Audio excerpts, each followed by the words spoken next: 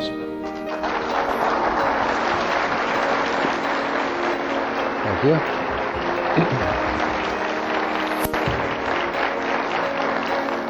But it's not just time that makes us into new versions of ourselves, is it?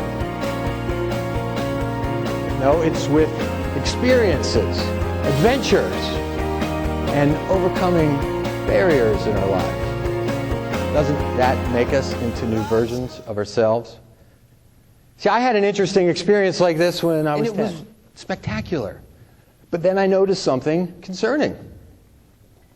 Matthew began to scale the rocks, climbing to the top of the edge.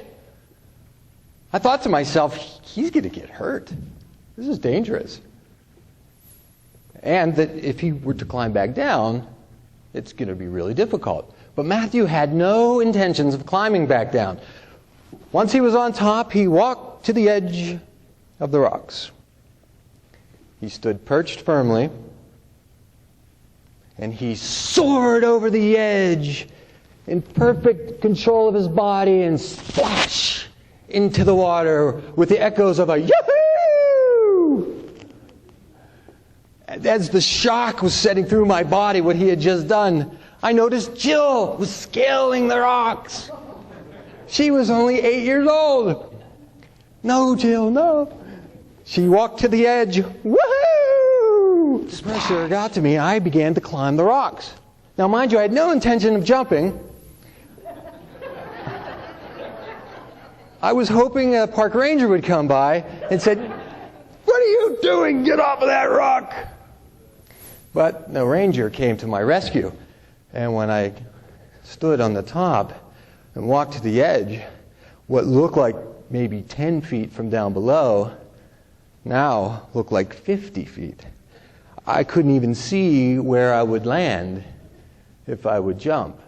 In your life, have you ever stood on an edge like this, all alone, with a choice?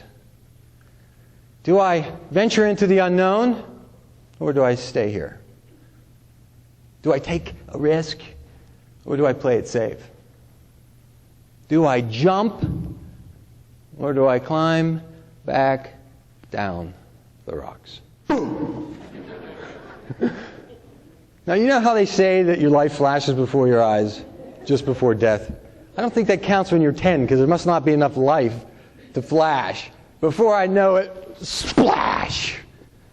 And the whole ordeal was over, just like that. Now, as legend has it, you could hear my screams for miles. In fact, the park ranger did come. He emerged out of the woods. He said, "I heard a young girl screaming." He ran over to Jill. He said, "Are you okay?" And giggling, she went, "Yes, I could have hit a rock. I could have died. Do you hate me that much?" And he paused for a second, and then he grabbed me around my neck, and he said, "I didn't push you because I hate you. I pushed you because I love you, brother. I love you." There's lots of ways to express love. Pushing someone off a ledge is not one of them. It's not even on the list. And so, at the time, I didn't understand what he was talking about, but in time, I did. I learned that what he did was actually a lost art of leadership. It's the kind of leadership you don't see too much anymore. You see, you can only pull people so far, right?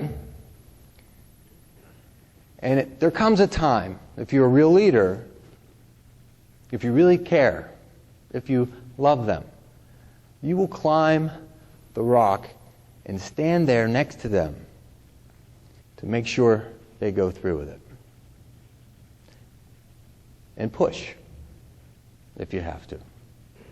It's a push leader. I look back in my life, and perhaps you can look back in yours, and identify leaders like this in your life. The ones that you really love, that you're so grateful for. Think about it. Did they push you? Did they push you through your barriers? Did they pull your fingers from the couch? Did they push you? So, ladies and gentlemen, as leaders, we have a decision. And the decision is this. What kind of a leader do you want to be? Will you climb those rocks and love the people that you lead? Because if you do, they will become a new version of themselves. And that is what's important.